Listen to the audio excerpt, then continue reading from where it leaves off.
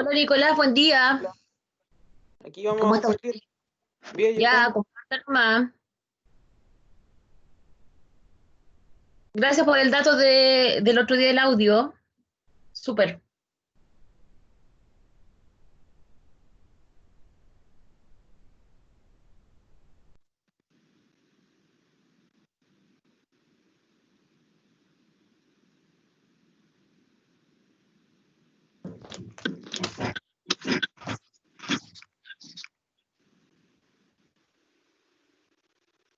¿Se ve ahí, profe? Sí, espérame. Sí, sí, sí lo veo. Ya. Estiramientos dinámicos. Estos consisten en estirar el músculo antagonista realizados por el propio paciente, sin utilizar ninguna asistencia externa. Entonces, ¿cuál es la importancia de los estiramientos? ¿Por qué o para qué los hacemos? Los estiramientos tienen como finalidad fundamental aumentar la flexibilidad en caso de los más jóvenes o mantenerla en caso de los adultos o incluso evitar su deterioro progresivo cuando se alcanza la mediana edad. Existen los estiramientos estáticos o pasivos y los estiramientos dinámicos o activos. ¿En qué consisten los estiramientos dinámicos? Como su nombre lo indica, se lleva una zona corporal en movimiento controlado hasta alcanzar su grado máximo. Se trata de un tipo de estiramiento reservado, casi siempre a ciertas modalidades deportivas en las que es necesario un excelente control de la movilidad en toda su amplitud. Pero también estos estiramientos podemos subdividirlos en estiramiento explosivo o holístico, que se trata de un estiramiento dinámico que utiliza la inercia del movimiento para llevar a la articulación más allá del rango normal. Es potencialmente lesivo, por lo que en general debe ser evitado y utilizado solo por deportistas de alto rendimiento. También tenemos el estiramiento conducido, que es cuando se realiza un movimiento controlado en todo momento, pero en gran grado de amplitud. Entonces, ¿de qué forma lo usamos en la kinesiología? Si trabajas en el área deportiva, puedes utilizarlo después del calentamiento de precompetencia y al finalizar la disciplina física. Igualmente puedes usarlo ante la recuperación de un deportista lesionado y también en pacientes que se estén recuperando de una lesión donde fueron inmovilizados sus grupos musculares en una fase de mínima protección. Al momento de realizar estos estiramientos, se debe mantener una estructura bien detallada, comenzando por el cuello, hombros, tronco y piernas, haciendo hincapié en la zona de hombros, ya que es una articulación delicada y muy propensa a lesionarse, además de la musculatura flexora cadera, que casi todo el mundo tiene un poco acortado. Materiales: ropa cómoda y un espacio amplio con una superficie acolchada.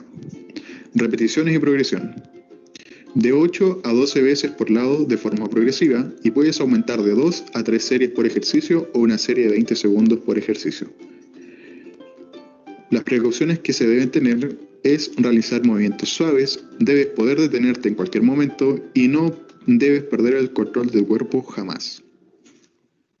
A continuación, podemos ver una rutina planificada para tren inferior.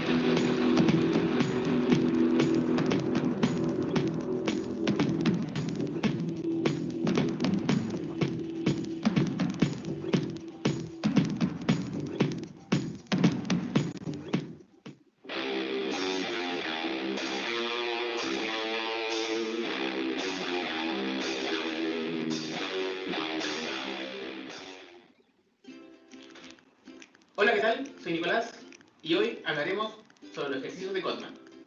Los ejercicios de Codman están indicados para después de haber sido retirado un yeso o una órtesis, con la finalidad de disminuir las adherencias que se producen en este proceso.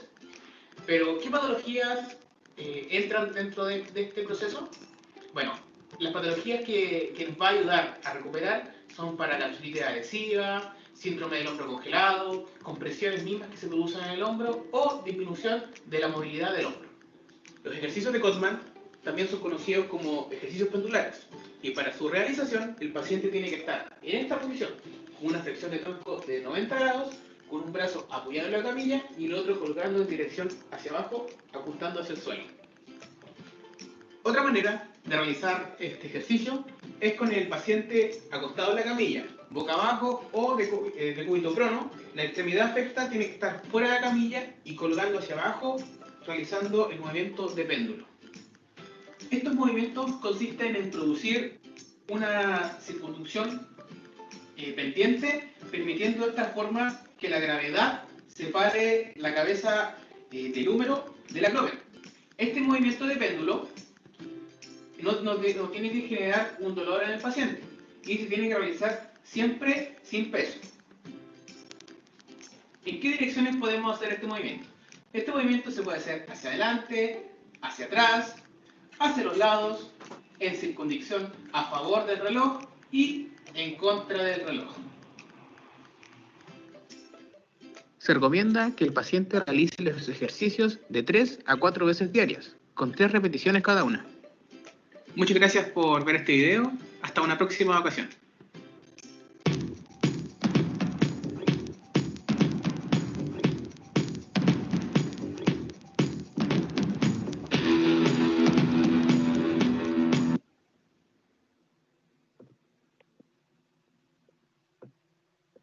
Eso era, profesora. Muchas gracias. Estimados, ¿alguna pregunta para su compañero?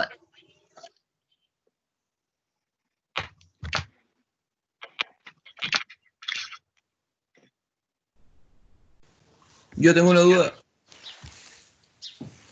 Ya. Tengo una duda en cuanto a los ejercicios pendulares.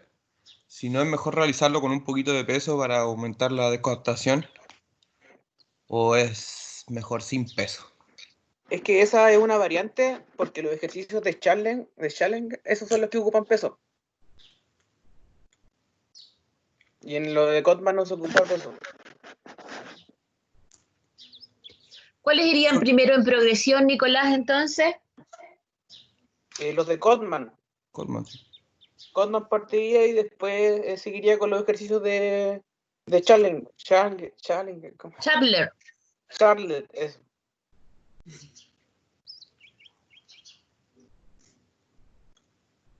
Muchas gracias, Nico. ¿Está bien esa respuesta? Sí, esa era mi duda. Si era con peso o sin peso. Ya, Maxi. ¿Alguna otra consulta? ¿El resto? ¿Bien? Ya, súper. Excelente el video, está súper ordenadito, me gustó. Tal vez se quedó pegado un poquito porque generalmente es mucha información, pero estaba impecable. Así que tienen un 7. Muchas gracias. Gracias, Nico. Ya, profe, gracias. Vamos entonces con los ejercicios de piso pélvico y los ejercicios de Kegel. ¿A quién le tocó esto?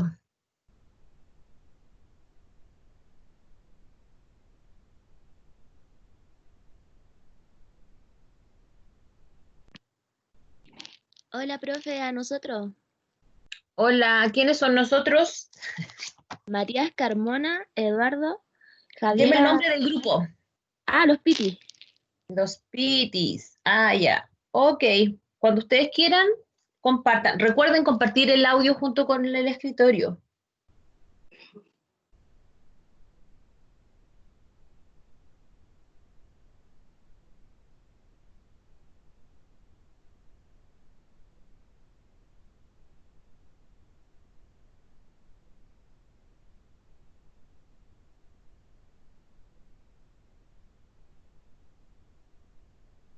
¿No se escucha? ¿Compartieron el audio con el escritorio?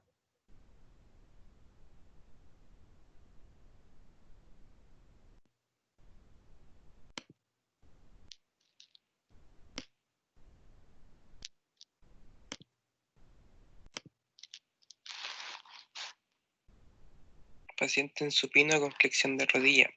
Primero debe contraer el músculo que controla la micción y esto provoca que la uretra, vagina y ano se cierren y asciendan. Hay que tener en cuenta si la paciente contrae glúteos o el abdomen, ya que estas no deberían contraerse.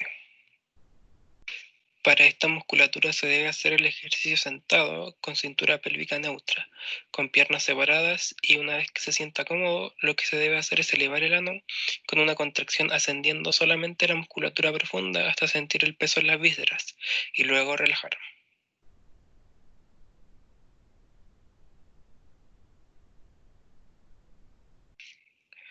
Suelo pélvico.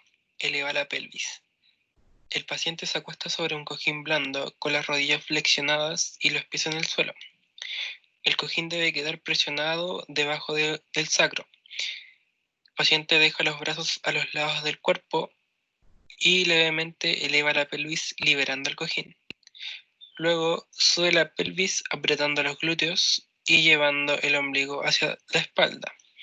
Finalmente, con piernas firmes y los pies planos en el suelo, baja despacio y lo debe repetir 10 veces.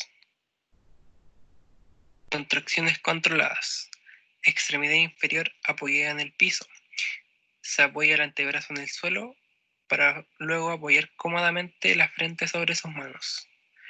Se debe separar un poco las rodillas y relajar el tronco.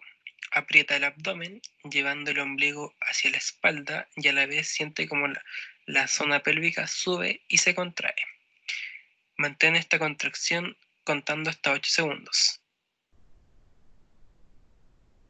Paciente en prono con una pierna flectada hacia un lado. Apoya la cabeza en los brazos y relaja la espalda. Luego aprieta los glúteos y contrae a la vez el abdomen llevando de forma exagerada el ombligo hacia la espalda. Debe sentir su estómago que se desprende levemente del suelo en cada contracción.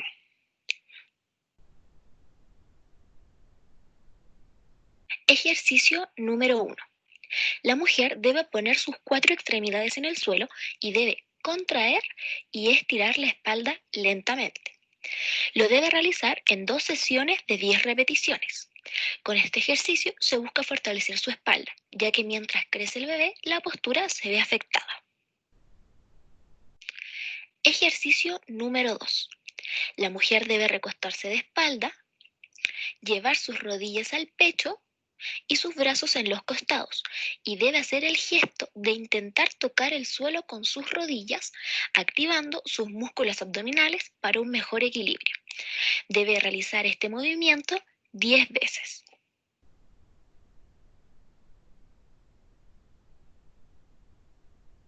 Fortalecimiento de glúteos y espalda. La mujer debe recostarse de espalda con las rodillas dobladas. Puede ponerse un cojín entre medio de sus rodillas. Los brazos hacia un costado con las palmas mirando hacia el suelo. Eleva la pelvis y mantiene esta posición durante 5 segundos. Lentamente vuelve a su posición inicial y realiza el movimiento nuevamente. Se deben realizar 2 series de 10 repeticiones, descansando 30 segundos entre cada repetición. Este ejercicio fortalece glúteos y músculo de la columna lumbar, preparando la pelvis y la columna a los cambios que se generan en el embarazo. Ejercicio número 2. Fortalecimiento de piernas. La mujer debe estar de pie con la espalda apoyada en la pared. Sus pies deben estar paralelos, derechos y separados al ancho de su cadera. Dobla las rodillas levemente y vuelve a su posición inicial, cuidando que las rodillas no sobrepasen la punta de sus pies y sin despegar la espalda de la pared. Ejercicio número 1. Relajación de la pelvis en cuclilla. La mujer debe estar parada con los pies separados. Debe deslizarse hacia abajo hasta llegar a la posición de cuclillas. Debe mantener esa posición entre 2 a 5 respiraciones y volver a su posición inicial. Si lo necesita, también puede apoyar sus manos en el suelo para levantarse. Realice 3 repeticiones. Ejercicio número 2. Movilidad de la pelvis. La mujer debe estar de pie, separar los pies al ancho de sus hombros y debe doblar levemente sus rodillas, poner sus manos en las caderas y empezar a realizar movimientos circulares a la derecha y movimientos circulares a la izquierda. Y luego mover su pelvis hacia adelante y hacia atrás, evitando mover la espalda. Debe repetir 10 veces y descansar con cada movimiento. Este ejercicio es útil para relajar la pelvis y la espalda y aumentar la movilidad de las articulaciones de la pelvis para una mejor preparación al parto.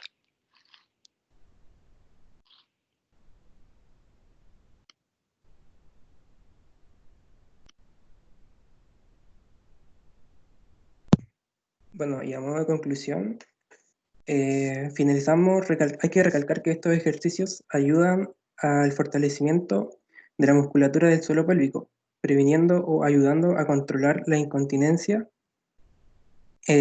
urinaria o fecal.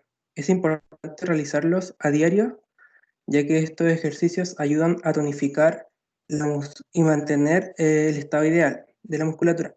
Recordar que para los ejercicios de la mujer embarazada se recomienda 150 minutos a la semana en intensidad moderada, ya que así mejora la condición física, controlamos el peso, disminuyen las molestias y se mejora el ánimo, ya que se estimulan diversos grupos musculares importantes para el embarazo y se prepara la pelvis y columna a las nuevas adaptaciones que ocurrirán. Además, se recomienda tomar agua antes, durante y después del ejercicio y adaptar la intensidad al ritmo personal.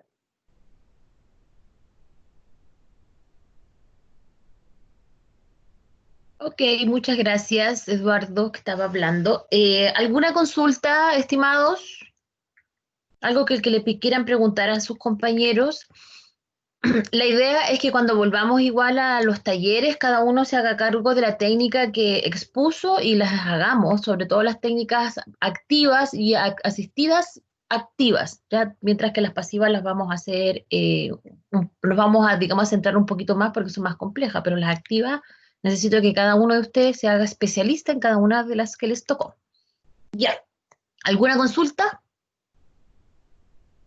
Yo, profe, que no. Ya, dele, Maxi. Quería consultar que por qué no consideraron ejercicios como de estabilizar, o sea, del transverso del abdomen, para estabilizar la zona anterior en embarazado, o sea, embarazada, embarazado.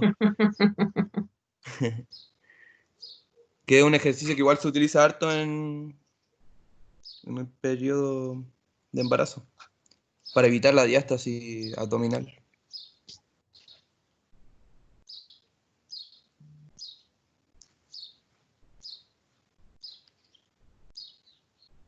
Qué bonito se escucha el pajarito. Ya, lo que pasa es Está lleno que de colibrí acá. Lo que pasa es que en verdad hay muchos tipos de ejercicios que se pueden utilizar en embarazadas, pero hay que ir tratándolo de a poco. Y la verdad es que nosotros quisimos enfocar nuestro trabajo en embarazadas basado en el suelo pélvico, como siguiendo la línea de los otros ejercicios de suelo pélvico y de Kegel. Pero sí, también hay ejercicios que trabajan el abdomen, que lo fortalecen y lo relajan al mismo tiempo para que se vaya de a poquito adaptando a los cambios que va teniendo la embarazada.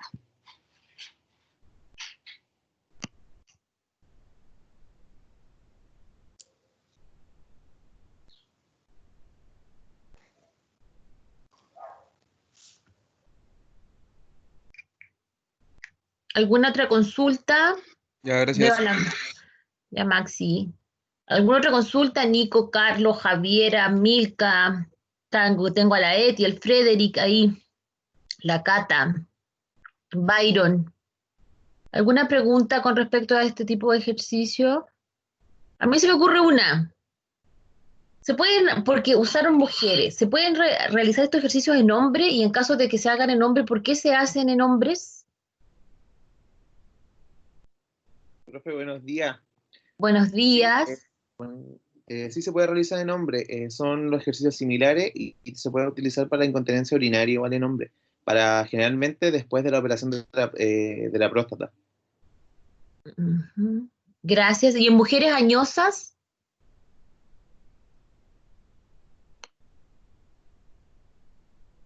¿O solamente es para embarazadas? No, se puede realizar para cualquier mujer a cualquier edad en realidad, porque se supone que esto es como son ejercicios protectores y también como de tratamiento post algo. Ok, muchas gracias. Ya chiquillos, los pitis, muy explicativo el video, me faltó sí un poquito más de fundamento básico, sobre todo para los ejercicios de Kegel, ¿ya? Sobre todo para los ejercicios de Kegel, que se sigue un cierto protocolo del día, cómo se realiza, ¿cierto? Cuántas veces al día. Me voy a quedar ahí un chiquitito antes de pasar al otro. Voy a compartir el escritorio y tengo acá, creo que esto lo tienen en plataforma, ya, yo se lo subí, es un taller. En caso de que no esté, por favor, me hacen acordar. Lo vamos a ver en el taller cuando volvamos en octubre, ya, que ya está octubre, noviembre, estaremos en el taller, pero la idea, ¿cierto?, es que nos, nos acordemos de que existen ciertos protocolos a seguir, sobre todo en este tipo de ejercicios, que son específicos para fortalecer el piso pélvico, ¿ya? Esta es una rutina que se hace de manera diaria, generalmente se pueden hacer, como decían sus compañeros, sentados o de pie, ¿ya? Pero se produce una cosa acá que hace que para cada paciente hay un plan que es personal, ¿ya? Y de acuerdo a aquello y de acuerdo a su capacidad y de acuerdo a la comodidad que le produzca cada una de las posiciones, entonces se puede hacer sentado, de pie o acostado, o solamente acostado, o solo de pie, o todo solo sentado. Generalmente se hace 3 veces al día. Hay que hacerlo con repetición porque esto es un hábito. Entonces, como todo hábito, se tiene que repetir muchas veces para que se inserte dentro de nuestra cotidianidad y cada vez que el paciente después inconscientemente se siente, entre en contracción de estos músculos, ¿ya? Entonces se pueden hacer haciendo otros tipos de actividades de la vida cotidiana. Entonces tenemos los ejercicios para las mujeres y para los hombres. ¿Cuál es la diferencia? Para las mujeres es un poco más complejo porque los músculos se encuentran muy en la parte interna, en cambio en los hombres, ¿cierto? Los músculos se pueden tocar, entonces hay que enseñarle al paciente, ¿cierto? La zona que se debe tocar, que generalmente es por detrás de la zona testicular, entonces tiene que buscar la mejor postura para poder realizar los ejercicios. ¿En qué consisten específicamente? Las contracciones duran generalmente 10 segundos y se generan después 10 segundos de relajación. Estos mismos, ¿cierto?, se realizan en las mujeres y se hace con el mismo tiempo. Y esto, cada vez que se hace, porque se hace 3 veces al día, ¿cierto?, se hace 10 veces, es decir, 10 segundos de contracción, 10 segundos de relajación por 10 veces. Y luego se realiza con 2 series de 5 contracciones fuertes y rápidas. Y esto se realiza, como yo les contaba, series de 3 veces al día. Y lo mismo, como pueden ver, ocurre aquí para el hombre. Entonces es importante algunas indicaciones que el kinesiólogo le tiene que saber dar al paciente porque los hace también en la casa. ¿Qué otras cosas son? Por ejemplo, hay que hacerlos con él porque hay que sincronizar la contracción, que no debe ser abdominal. No puede usar ninguna otra musculatura. Como no es una musculatura que uno ocupe constantemente o no es consciente de ocuparla, entonces el paciente va a tender a compensar con los músculos abdominales, con los músculos glúteos, con los músculos de la zona, ¿cierto?, de los muslos, y a veces no realiza el trabajo que debe hacer en casa y es tiempo perdido. Lo otro es que el paciente podemos trabajarlo con la respiración también.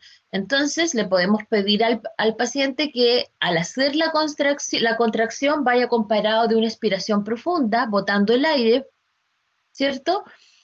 O que vaya con la respiración, ¿cierto?, de manera libre, tratando de acomodar los ejercicios de acuerdo a lo que en la medida que los vaya internalizando. Entonces, primero se acompaña de la expiración y luego se hace de manera libre en la medida que el paciente va internalizando los ejercicios y los va haciendo hábito.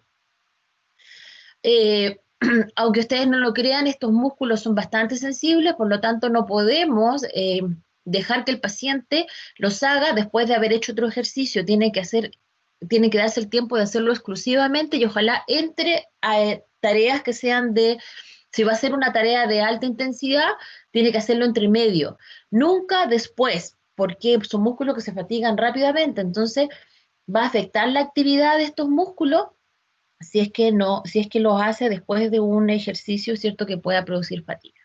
Así que los invito, ¿cierto?, a revisar la plataforma. Mire, es muy cortito, pero la idea, ¿cierto?, es que se aprendan ustedes el protocolo porque esto se lo tienen que saber para poder enseñarlo.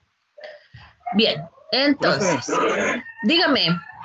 ¿No es más fácil decirle como al paciente que para identificar como el grupo muscular que detenga su micción o que haga como que va a detener la micción? Sí, puede ser. Hay varias cosas que se hacen de forma activa, ¿ya? Para que evite como compensaciones, digo yo. Generalmente en las mujeres se le pide que primero haga una localización, ¿ya? Y que trate de hacer una sensación, lo que tú me contabas, ¿cierto? Tratar de evitar o cortar el flujo, pero que a la vez haya una localización palpable, ¿ya? Sobre todo en las mujeres más que en los hombres, porque en los hombres es un poquito más externo y es más fácil, ¿ya? En cambio en las mujeres no. Entonces, aparte de darle la indicación de corte de flujo, también hay una localización de la zona de la musculatura que debe contraerse, ¿ya?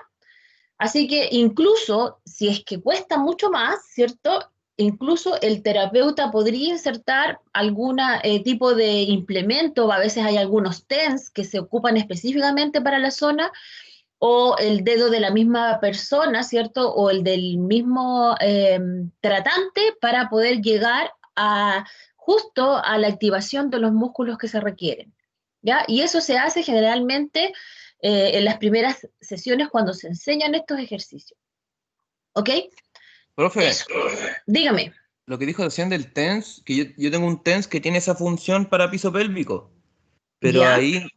ahí requiere de un tipo de protocolo igual diferente, o de Lo que electrodos pasa es que electrodos de otro lo que tipo. pasa es que el electrodo es un electrodo, ¿no? Yo no sé si lo tiene por ahí, generalmente el que yo conozco es un electrodo, no son dos, y el electrodo genera una estimulación que es mucho más baja que la típica de TENS, Sí. generalmente es un estímulo tipo burst, y aunque tiene a veces también otro tipo de, ¿cómo se llama este? Trenes de impulso. ¿Ya? Como de ráfaga.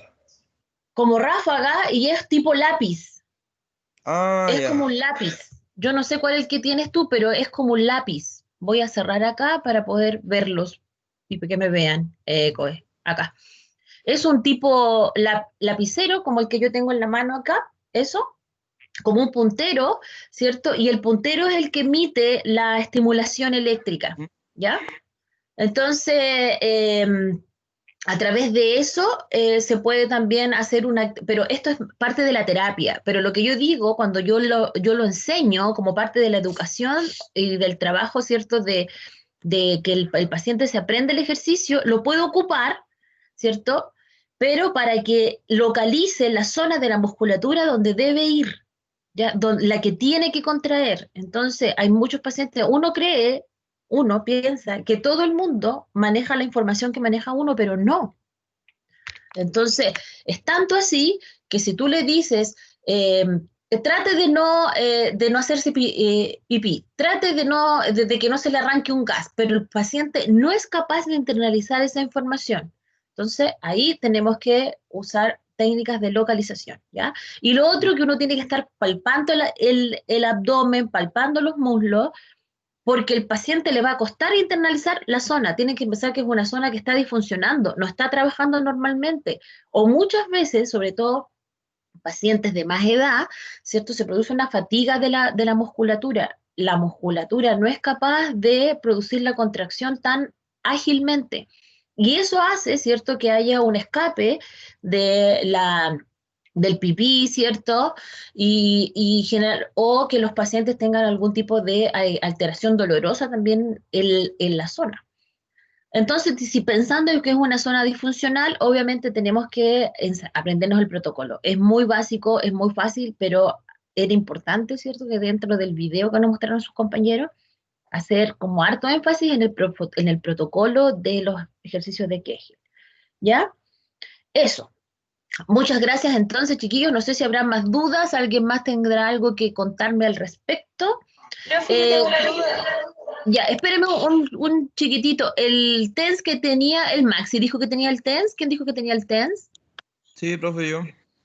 ¿Usted, el suyo, tiene un puntero o tiene solo electrodos? No, solo electrodos. Viene con unos Ah, electrodos muy pequeñitos, que son, creo que esos son para para facial. Pero Ah, no ok. viene con el puntero, pero tiene la función dentro del TENS. Tendría que... Ya, no, era porque si es que lo tenía para que lo mostrara, po. Pero si Ah, no... ya, ok. ¿Ok? Ya, vamos a la otra interrogante. Profesora, en caso de adulto mayor que tienen catéter por incontinencia urinaria o alguna infección urinaria, ¿se pueden realizar estos ejercicios? ¿Qué dice el público? ¿Qué dicen los pitis?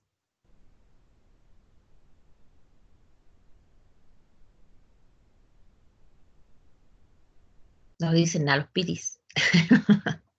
Bueno, sí, de todas formas, ya, de hecho, los ejercicios de Kegel no solamente están, como yo les contaba, indicados para embarazadas, sino que están indicados para disfunciones de piso pélvico, es decir, disfunciones de la musculatura que nos ayudan, ¿cierto?, a controlar la micción, ¿cierto? Y también ¿cómo se llama?, a trabajar la zona que tenga que ver con la zona del piso pélvico.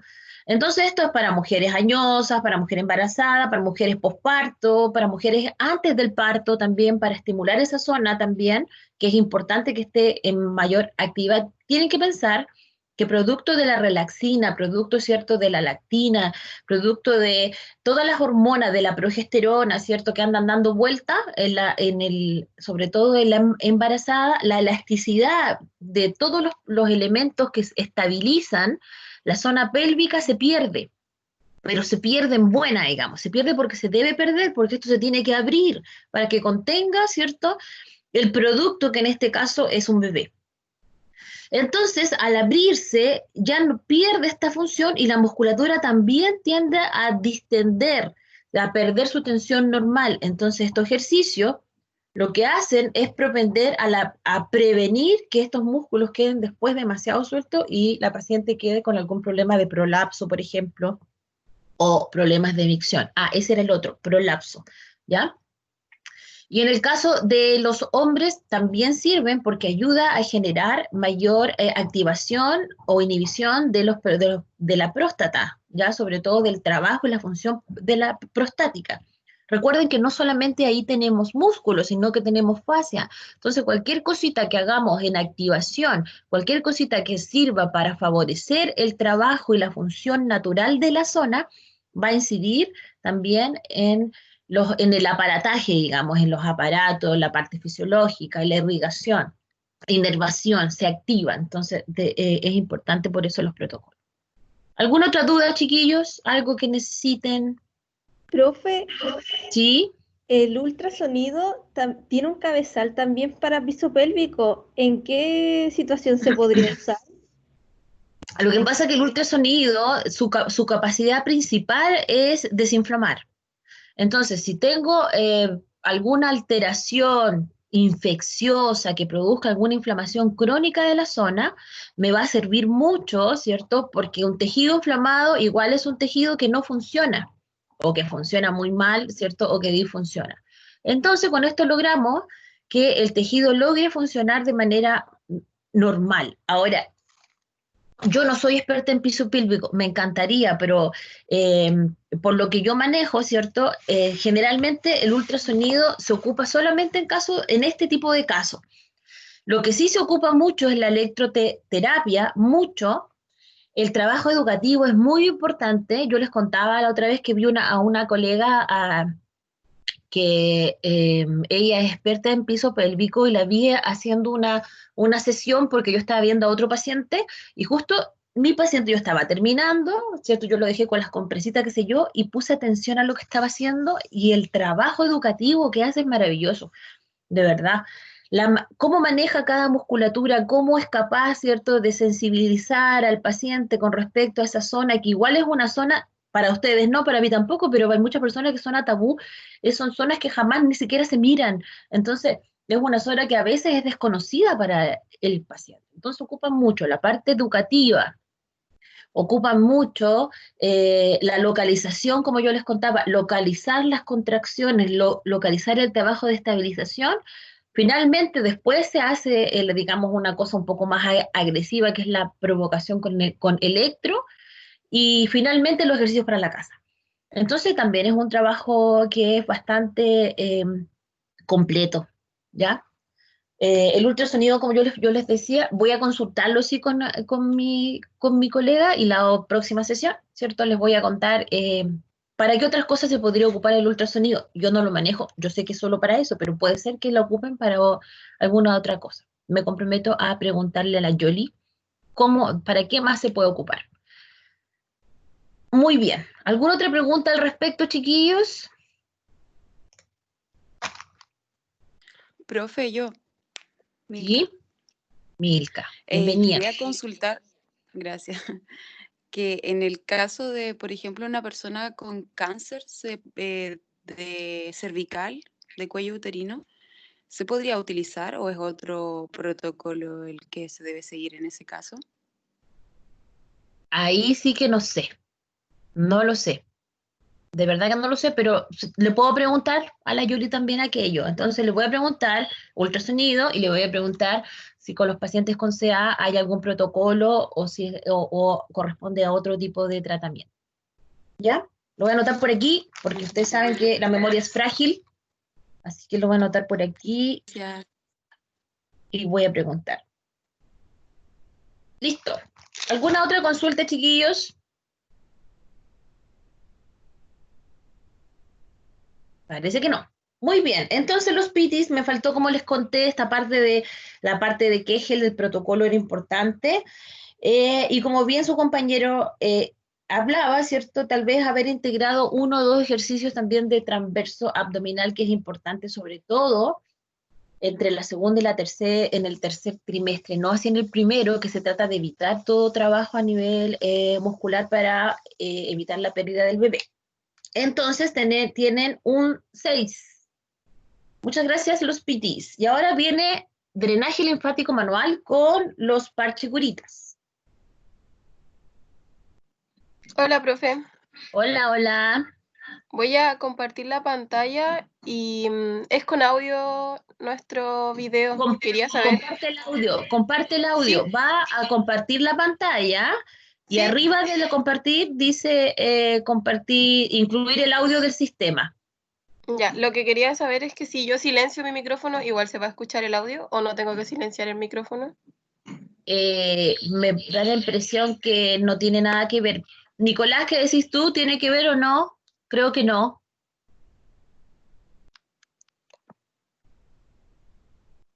Da lo mismo eso.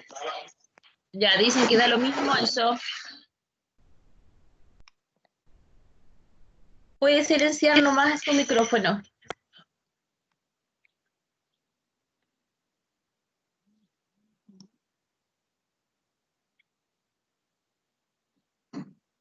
¿Se ve la pantalla? ¿La pantalla se ve? Sí se ve. Ah, ya.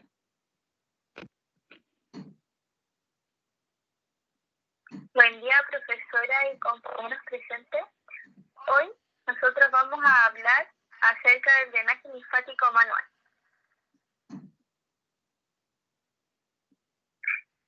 Bueno, para comenzar, el drenaje linfático manual es una técnica especial de masaje que activa la circulación linfática y favorece la eliminación del líquido intersticial y la linfa, causando efectos tales como antidematizantes, relajación, de analgesia, entre otros. Para realizar esta técnica vamos a seguir el protocolo según Boder. Primero debemos estimular la cisterna de Beckett, luego activar los precolectores ubicados en la zona supraclavicular, luego esto se divide en el lado derecho donde encontramos la gran vena linfática y en el lado izquierdo donde se encuentra el conducto torácico.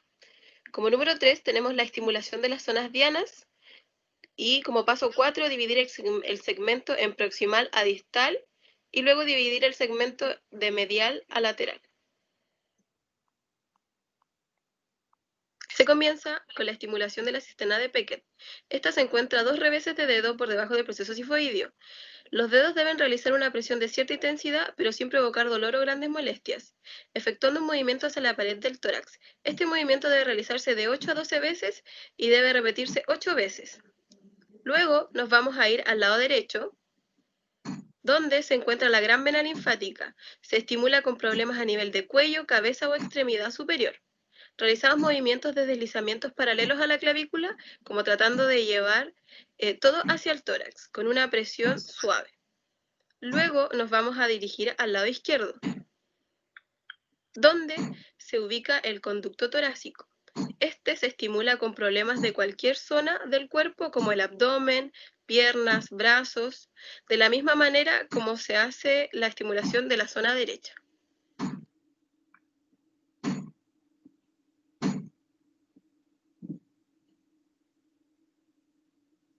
Siguiendo con el protocolo, el siguiente paso será dividir el segmento en proximal y distal. Luego se divide el mismo segmento en medial y lateral. Si fuese en los dedos, este se realizaría de forma cilíndrica. La primera técnica es el deslizamiento profundo, donde el terapeuta se posiciona en el segmento a tratar y realiza deslizamientos suaves y lentos con sus manos en dirección hacia los ganglios, como si intentáramos movilizar el líquido de la zona o el segmento. La segunda técnica es el pretissage o fricción. Esta técnica, la mano se adhiere a la piel y se moviliza sobre los planos subyacentes tanto como lo permite su elasticidad. La presión y el sentido de la maniobra dependen de la zona a tratar y se utiliza de manera rítmica para soltar la rigidez y tensión que prestan los tejidos superficiales y profundos. Acá tenemos tres ejemplos. La primera, que es la fricción circular. La segunda, que es el amasamiento.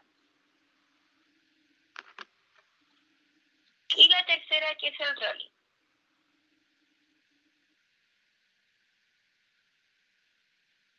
Como tercera técnica general tenemos el bombeo, donde se aplica una compresión y distensión de manera lenta y rítmica de los tejidos, efectiva para la activación de zonas dianas, así como realizar drenaje y movilización de líquido. El sentido de este masaje es de distal a proximal y desde medial hacia lateral.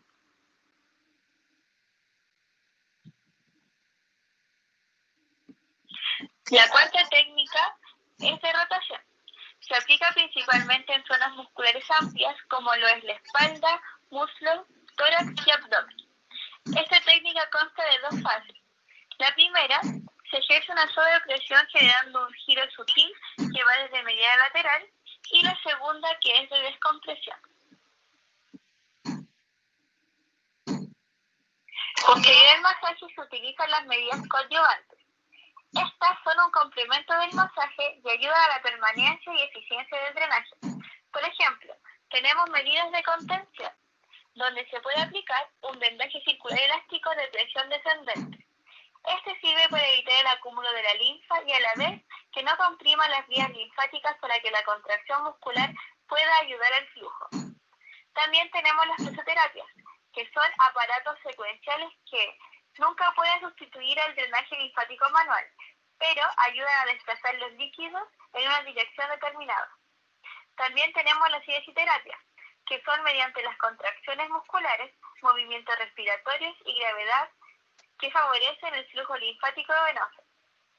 Y por último, la electroterapia, como lo son las corrientes rectangulares, exponenciales y triangulares, las que producen contracción muscular, pero al no ejercer torsión no drenan.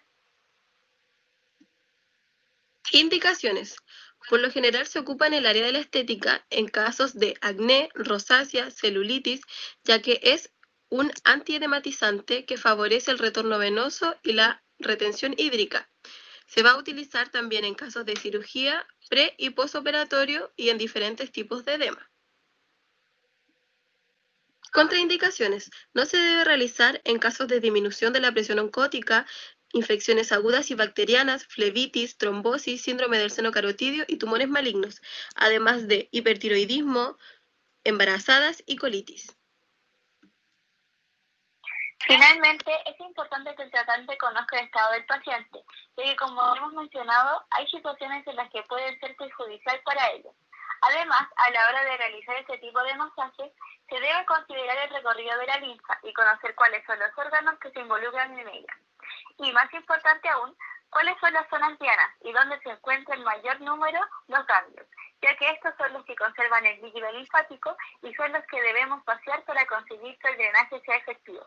Finalmente, tener presente que las técnicas coadyuvantes siempre se deben realizar posterior al masaje para evitar la devolución de la linfa y acúmulo de la misma.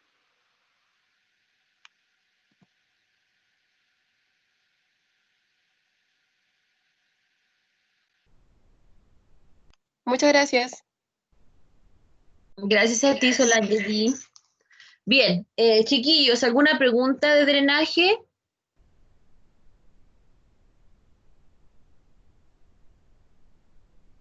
Parece que no. Solange, ¿usted sería tan amable, por favor, de mostrarme cuando la primera diapo donde pone la técnica? Es que quiero hacer una pequeña corrección ahí. ¿Esta? Esa. Muy bien. Entonces, póngala sin audio, por favor. Ya, muy bien. Va a la cisterna de Beckett, ¿cierto? Como ustedes lo pueden observar ahí. Después va a los colectores, póngalo un poquito más adelante, y cuando está y después de los colectores, ¿ya? De acuerdo a la región donde yo tenga que hacer el drenaje, puedo elegir o la vena o el tronco. Esa parte como que nos faltó un poco dejarla más clara, ¿ya? Si es la vena, es extremidad superior derecha, el cuello y la cabeza.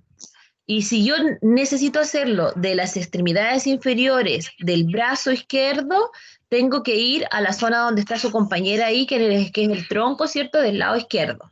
Profe, disculpe. ¿Sí? Eso sí se mencionó, que hacia el lado derecho de la gran vena linfática se utiliza principalmente para drenar cuello, cabeza y extremidad del mismo lado, y para el lado izquierdo se ocupa para otras zonas del cuerpo como abdomen, piernas. Ya, es que no me quedó tan claro. Ya. Bueno, la cosa es que luego, ¿cierto? Como bien decía, siga con el... ¿Este mismo o otro? No, ese mismo, sí, ese nos va a servir. Eso es. Luego vamos a las zonas dianas, ¿cierto? Las zonas dianas son las zonas de los ganglios. Y los ganglios, por ejemplo, si quiero hacer algo en extremidad superior, es de proximal a distal también con respecto, si yo quiero, si tengo un edema en los dedos, sígalo nomás. Si yo tengo un edema en los dedos, ahí abajo, en los dedos de la mano, igual tengo que empezar con la zona de los ganglios de la axila. Entonces lo que primero es hacer, ¿cierto? 8x8, la activación de los ganglios de la axila. Y tengo que empezar primero por la zona del brazo, luego por la zona del antebrazo y luego llego a los dedos. ¿Por qué? Porque si yo no vacío las cosas, digamos, todo lo que está antes de los dedos, no voy a lograr vaciar los dedos. ¿Me entienden? Entonces, voy primero a la zona diana de la zona axilar, por ejemplo. Y aquí divido el brazo de proximal y distal, de medial y lateral, lo que usted bien explicaba. Y finalmente, ¿cierto? Hago el drenaje del brazo, limpio la zona de los ganglios de esa zona y recién voy a estimular la zona diana del codo. ¿Sí? Luego que voy a la zona diana del codo, ¿cierto? Voy a a vaciar primero los ganglios de la zona axilar y luego recién me voy a estimular la zona diana del codo. ¿Ya? Y después del codo, el antebrazo, y después vuelvo otra vez a vaciar, porque tiene que pensar que el líquido va de distal hacia proximal, entonces tengo que ir vaciando. Cada vez que yo realizo una técnica, ¿cierto? Tengo que ir vaciando hasta que llegue a la zona de los dedos. ¿Se entendió un poco mejor ahí? Sí. Profe, Ya. ¿Sí? yo tengo Saque dudas nomás con eso. ahora Ya, ¿quién es yo? O Yo, Byron. dejamos esto puesto o no le sirve para su duda. Sí sirve.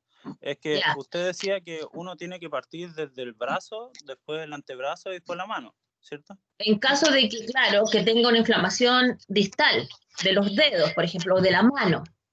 Claro, pero es que si uno parte del brazo, el movimiento igual es hacia arriba, ¿por cierto? Hacia proximal. Sí, exacto. El movimiento es de distal hacia proximal, pero como yo lo voy haciendo es de proximal a distal desde el punto de vista de los segmentos que yo voy trabajando. Ya, Es para que no caigan en confusión. Profe, Sí. pero es que yo me imagino esto como mecánicamente, entonces si yo hago primero el brazo y después bajo al antebrazo y llevo todo hacia arriba, hacia los puntos del codo, y después dreno los del codo, ¿este líquido del codo no subiría de nuevo al brazo? Sí, pues, por eso que tengo que estar siempre, constantemente, otra vez, drenando los de la axila. Por eso no se demora tanto en hacerlo. Ah, entonces no porque es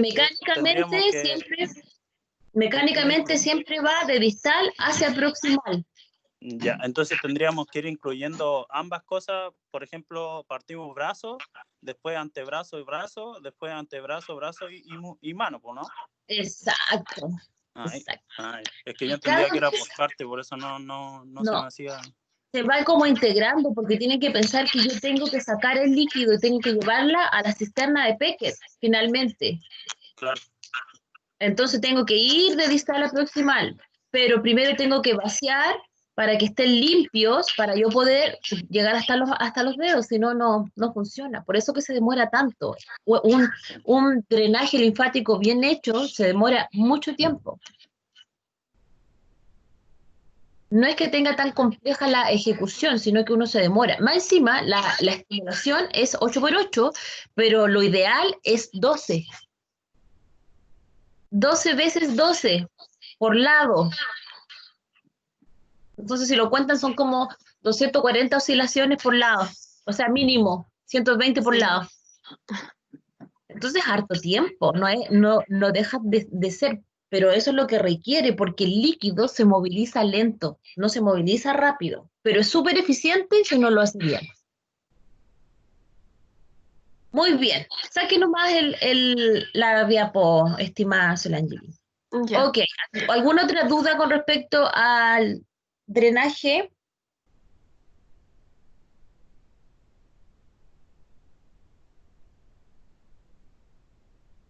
Parece que no. Ya, chicas, muchas gracias por todo. Chicos y chicas, tienen un 6.5 en el drenaje, faltó un poquito en la parte del protocolo.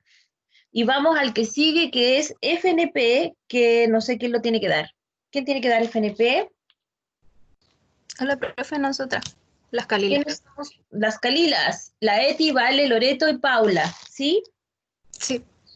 Ya, dele nomás.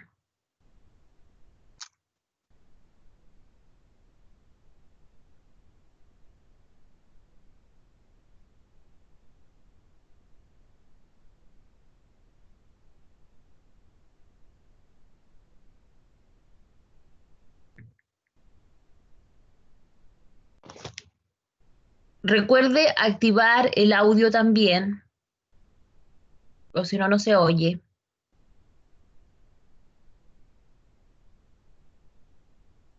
Que es un cuadrito que está por encima de cuando uno comparte el escritorio.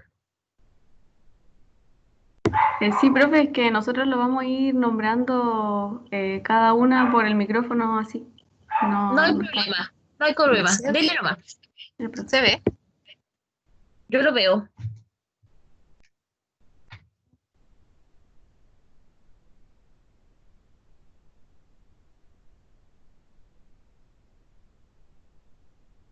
Ya. Buenos días, profesora, compañeros. Nosotros hablaremos sobre las técnicas de facilitación neuromuscular proprioceptiva. Ya. A modo de introducción, la FNP son métodos terapéuticos de técnicas pasivas asistidas que se basan en los principios de anatomía y neurofisiología que están asociados a patrones de movimientos normales del cuerpo humano.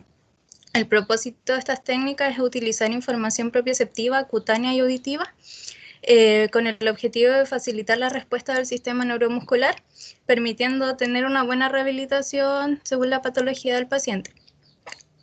Principalmente en estas técnicas se usa la facilitación y la inhibición, que son realizadas mediante movimientos diagonales, que tienen como objetivo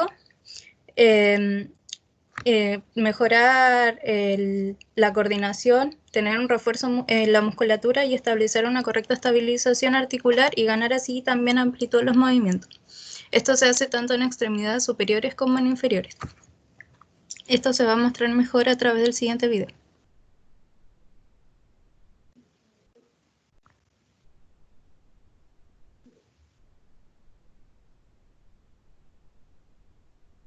Las técnicas de facilitación neuromuscular proprioceptiva se basan en diagonales, que son los patrones que son dos, que se aplican en cuello, tronco y extremidades, y los movimientos que se utilizan son la flexión, ADD, rotación interna, rotación externa y ABD. Ya, bueno, ahí se ve la de cuello, que se utiliza una flexión con rotación izquierda, extensión derecha. Si ustedes se fijan, los patrones que se utilizan para estas técnicas son movimientos de la vida cotidiana. Los diagonales miembros superiores se utiliza la flexión con aducción, la rotación interna con extensión ABD y rotación externa. En la muñeca se hace una extensión y luego se vuelve a flexión. Eso es una flexión, se hace una pronación de antebrazo y se vuelve a flexión.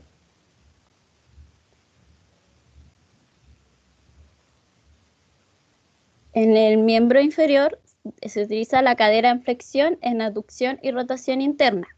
Luego va a extensión en ABD y rotación. En esta se utiliza el tobillo en inversión y se va a flexión. Luego con una extensión en ADD y rotación externa. Hay que tener en cuenta que el kinesiólogo debe estar en una posición cómoda para realizar las técnicas y así mantener la seguridad del paciente. Bueno, a continuación le estamos mostrando una técnica de inhibición, que en este caso es la técnica de contraer-relajar, que como se ve en esta situación es como para generar más elongación, que por ejemplo aquí es en los isquiotibiales. Lo primero que se debe realizar es chequear, por así decir, hasta dónde se puede sostener la pierna de la persona, hasta dónde, como qué rango puede llegar. Y luego de eso se le pide una serie de contracciones, que sería acá en este caso en el músculo agonista, que sería el isquiotibial el que se está realizando, y se debe contraer y empujar hacia el hombro del tratante, mientras el tratante hace la resistencia con el cuerpo. Esto es aproximadamente durante 15 segundos. Luego de eso se pide que relaje o que suelte y se avanza lentamente sobre el recorrido que se quiere aumentar. Destacar que las repeticiones se hacen hasta el rango que uno quiere lograr con el paciente y por lo tanto al final del proceso se debería de ganar un poco más del rango que presentaba al comienzo la paciente. Destacar que esta técnica es bastante beneficiosa cuando el movimiento está limitado por algún tipo de rigidez o por algún espasmo mantenido que pueda presentar la paciente.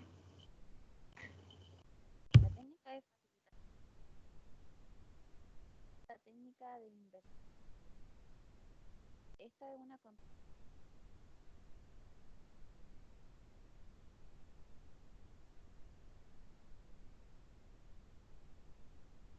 de texto, la dirección. Relajación antes de cambiar al el paciente. el inicio, al finalizar el patrón, se tiene en contracción, resistencia con el tratante, mirando el patrón. Desarrollar la fuerza en un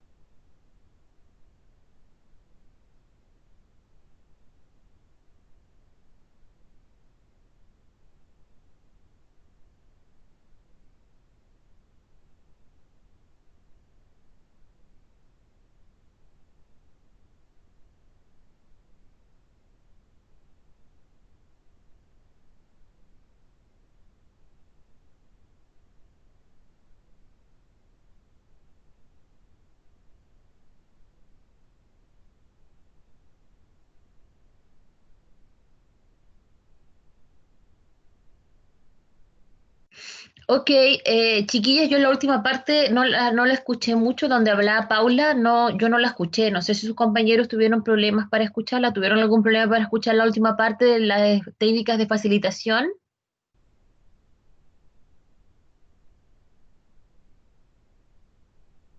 ¿Profe, se escucha? Escucho muy bajito te escucho, Paula, casi nada. ¿Y ahora? Ahora sí te oigo bien. Ya. No sé si la puedo repetir como para que se entienda. Yo no sé si sus compañeros la habrán escuchado o no, pregúntele a sus compañeros, si la escucharon no habría problema. Yo no escuché nada. No, no se escuchó esa parte. No, la última parte no se escuchó. Bueno, la repito. Ahí estamos. Ya, bueno. Gracias. La técnica de facilitación, el tratante va a ser una técnica de inversión lenta con mantenimiento. Bueno, esta es una contracción isotónica o dinámica del agonista, seguida inmediatamente de una contracción isométrica. El tratante le tiene que dar indicaciones de contraer al final del movimiento, mantenerlo, y también empujar, que es al principio del movimiento. Después la dirección del patrón se invierte utilizando la misma secuencia de contracción sin relajación antes de cambiar el patrón agonista. Su objetivo es el desarrollo de la fuerza en un punto específico de la amplitud de movimiento, y el paciente también tiene que saber que tiene que saberse el patrón al iniciar y al finalizar el movimiento, y también tiene que estar observando todo el rato el patrón.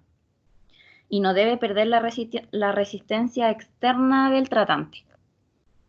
Eso sería lo de facilitación. ¿Preguntas de FNP, chicos? ¿Alguna consulta? Recuerden que tienen la clase, FNP no es fácil. Lo bueno que tiene FNP es que es una de las técnicas asistidas que puede ser activa porque se puede hacer como tratamiento, y también sirve al principio, en un primer instante, como una técnica asistida, ¿cierto? Donde nosotros empezamos de manera muy protegida el trabajo lineal y de cadena de todo un segmento alterado. Entonces, no solamente está solamente en una zona o un segmento, sino que podemos ver completo, ¿cierto? Extremidad inferior, completo, extremidad superior, aunque la problemática, por ejemplo, haya sido solo de la mano, ¿ya? Entonces, FNP, aunque es una técnica de facilitación que está asociada con más a la parte neurológica, también se ocupa mucho en las lesiones musculoesqueléticas en general, porque es muy protectora, porque trabaja muy bien, porque sirve para inhibir espasmos asociados, ¿cierto?, a alguna alteración, y sirve también para facilitar los músculos que se han debilitado. En el fondo, lo que hace es producir, ¿cierto?, un equilibrio del par de fuerzas de un trabajo de una zona específica, que puede ser, ¿cierto?, extremidad superior, extremidad inferior, brazo, antebrazo, dedos, etc. ¿Preguntas, chiquillos, sobre FNP?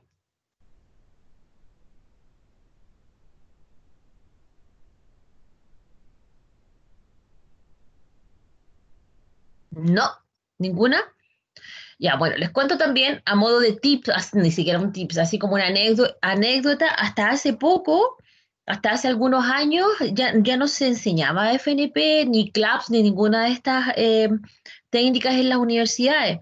Tal vez si ustedes conversan con algunos pares de otras universidades, probablemente tampoco se las van a pasar, porque dicen que son técnicas que han pasado de moda, entre comillas, ¿ya? ¿Por qué yo considero que es importante traerlas a la actualidad?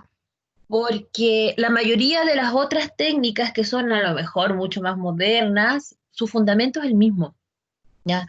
Y la FNP, muchas de las técnicas de entrenamiento para los que hacen ejercicio, ¿cierto?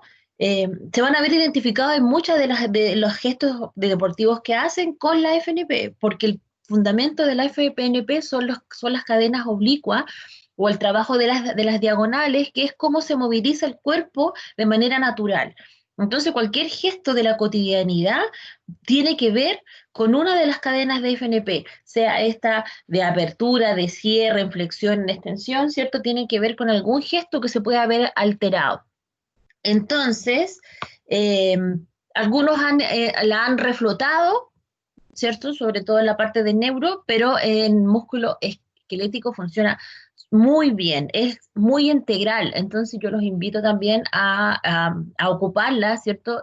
No son de fácil retención porque tiene sobre todo las técnicas, pero si ustedes logran acordarse y aprenderse el fundamento principal, probablemente van a poder lograr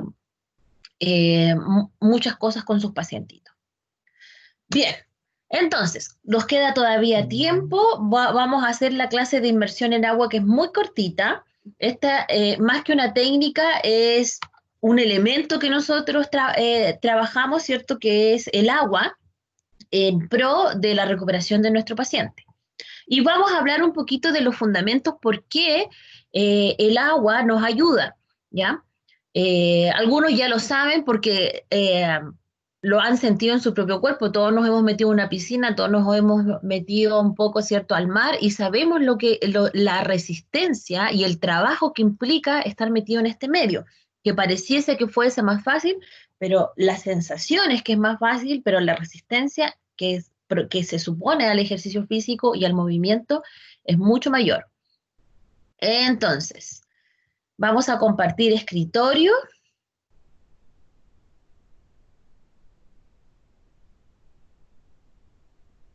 Vamos a minimizar esto. Cualquier duda, ustedes me van preguntando de forma inmediata, ¿cierto?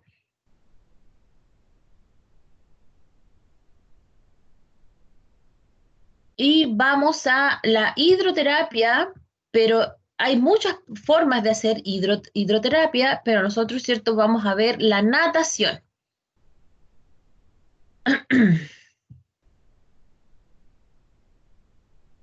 Ay, ¿por qué me equivoco? No encuentro el lápiz. Pluma, ahí sí. Ok, la natación entonces. La natación es una forma de la hidroterapia. Por ejemplo, las compresas húmedo-caliente están parte de la hidroterapia. El turbión que nosotros tenemos, por ejemplo, en nuestra universidad también es parte de la hidro, pero esta es hidroterapia por inmersión del cuerpo completo, ¿ya? Y vamos a ver, ¿cierto?, cuáles son las posibilidades y en qué la puedo ocupar. Y vamos a empezar primero en qué la puedo ocupar, que es lo más fácil. La terapia acuática por inmersión nos sirve para, yo diría, para casi todas las lesiones del cuerpo, porque es el medio donde yo puedo realizar los ejercicios más completos, más controlados y más protegidos de los que yo me puedo imaginar. ¿Por qué ocurre esto? Porque cuando yo estoy en el agua trabajando, ¿cierto?, se pierde o hay una fuerza de reacción que hace que la fuerza de gravedad que me da el peso se anule directamente proporcional a la cantidad de elemento líquido que está alrededor mío, ¿ya? Entonces, la terapia con piscina se ha ocupado desde mucho tiempo, como ustedes pueden ver aquí, desde el año 24 se hace de manera formal, ¿ya? Y comenzaron primero con alteraciones degenerativas en el campo deportivo, pacientes con discapacidad, lesiones de columna donde tengo que evitar el peso, dolores crónicos, articulares, ¿cierto? Y obviamente pacientes con alteraciones neurológicas centrales. ¿Cuáles son los objetivos o qué logro con la hidroterapia por inmersión? Primero, la disminución de dolor, obviamente, ¿cierto? Porque no tengo un peso sobre la articulación, lo que indica, ¿cierto?, una flojedad o una disminución de la rigidez articular, sobre todo capsular y ligamentosa inmediatamente, se descomprime, por lo tanto la cápsula tiende a ser más laxa y finalmente esto me disminuye la tensión articular y esto disminuye el dolor.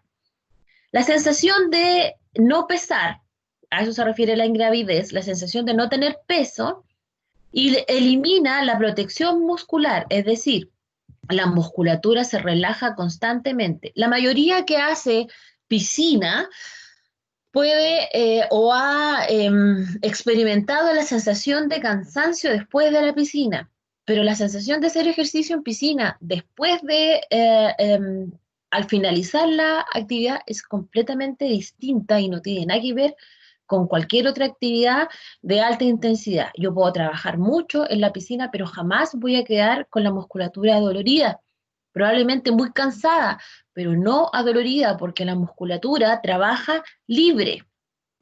Así que a mí me encantaría que en todas partes pudiéramos tener una piscina para poder trabajar con nuestros pacientes, aparte que a nosotros nos haría muy bien.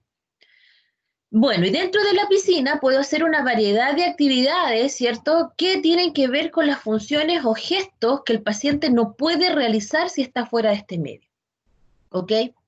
Y finalmente, podemos reeducar y educar patrones que se hayan perdido, ¿cierto? Y lo otro importante que nos dice acá es que puedo realizar cualquiera de todas las otras técnicas que hemos visto, porque la hidroterapia, como les dije, no es una técnica, sino que es un elemento que nos da ciertas características para poder realizar un sinfín de técnicas. Por ejemplo, ¿puedo hacer FNP en agua? Sí. ¿Puedo hacer yoga en el agua? Sí, obviamente con ciertas características de temperatura, porque si está muy helado no puedo hacer nada. ¿Puedo hacer estiramientos activos en el agua? Sí. ¿Puedo hacer estiramientos pasivos en el agua? Sí. ¿Puedo hacer mesoterapia en el agua? Sí. Es decir, todo lo que hemos conversado anteriormente lo podemos hacer bajo inmersión, ¿ya?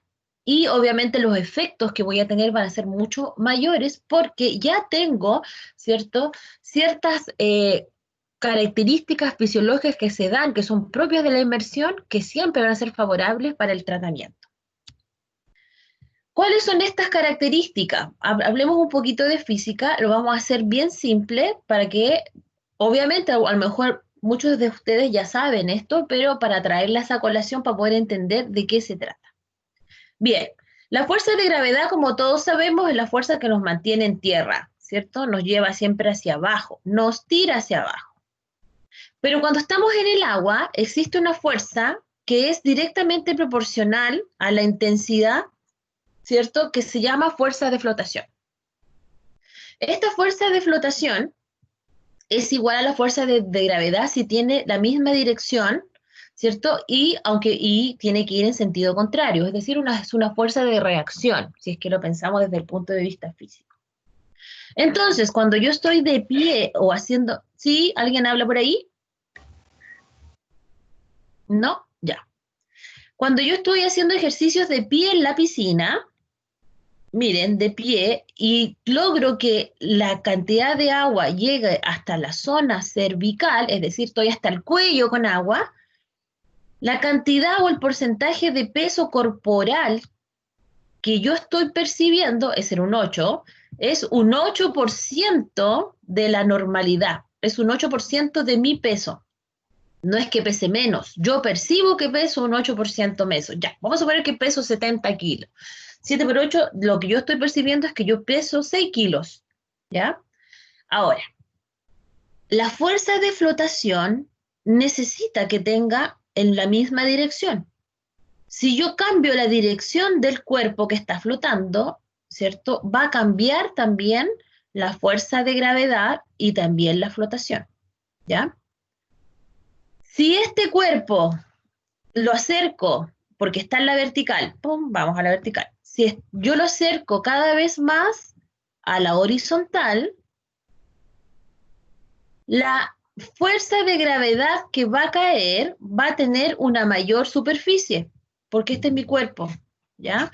Esta es la cabeza y estas son las patitas, ¿cierto? Estas son las manos. Por lo tanto, ya no va a caer en mi cabeza, sino que va a caer en todo mi cuerpo.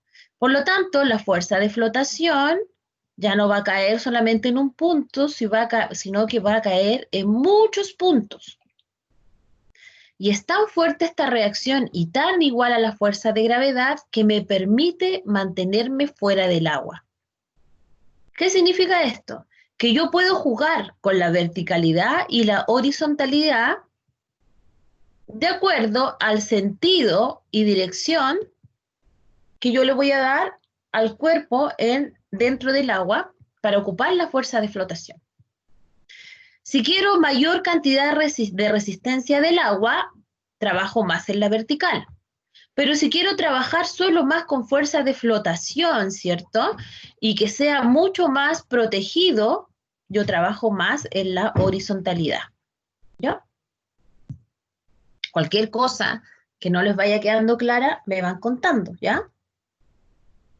Ok. Entonces, la fuerza de flotación ya dijimos que va a ir siempre asociada a la fuerza de gravedad. En este monito que tenemos acá, todos lo hemos hecho en la piscina o en el mar, ¿cierto? A veces nos damos vuelta, pero ¿por qué a veces nos damos vuelta hasta cierto lado o a veces giramos, ¿ya? Si yo me tiro hacia atrás en la piscina, ¿ok? La fuerza de gravedad, que es el peso, o mi centro de gravedad, que es el peso, me va a tirar hacia abajo. Pero voy a tener una fuerza de empuje que me va a llevar hacia arriba, que va a ser, miren, va a haber una interrelación de ellas, es decir, en algún minuto se va a cruzar. Esto va a producir una reacción que es a la lateralidad. Entonces, cuando yo me tiro hacia atrás, mirando hacia arriba, me voy a ir hacia los lados, o hacia el lado izquierdo o hacia el lado derecho, ¿ya?